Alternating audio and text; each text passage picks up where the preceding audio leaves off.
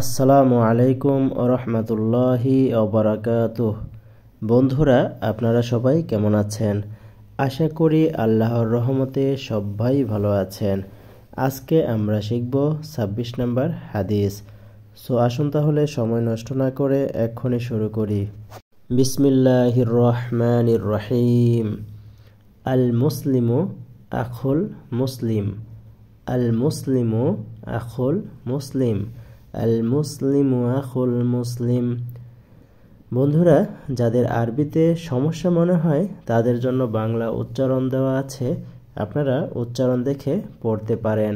এখন আমরা শিখব ২৬ নম্বর হাদিসের বাংলা অর্থ। বাংলা অর্থ হলো মুসলমান মুসলমানের ভাই। মুসলমান মুসলমানের ভাই। ইংলিশে বলবো মুসলিম is the brother of Muslim. Muslim is the brother of মুসলিম। আমরা প্রত্যেক মুসলমান ভাই ভাই, এজন্য আমাদের বন্ধুত্ব বন্ধন অটুট থাকে সব সময়। আমরা সবাই এক মুসলমান আরেক মুসলমানের পাশে থাকব। আল্লাহ তাআলা আমাদের সকলকে এই হাদিসের উপর আমল করার তৌফিক দান করুন।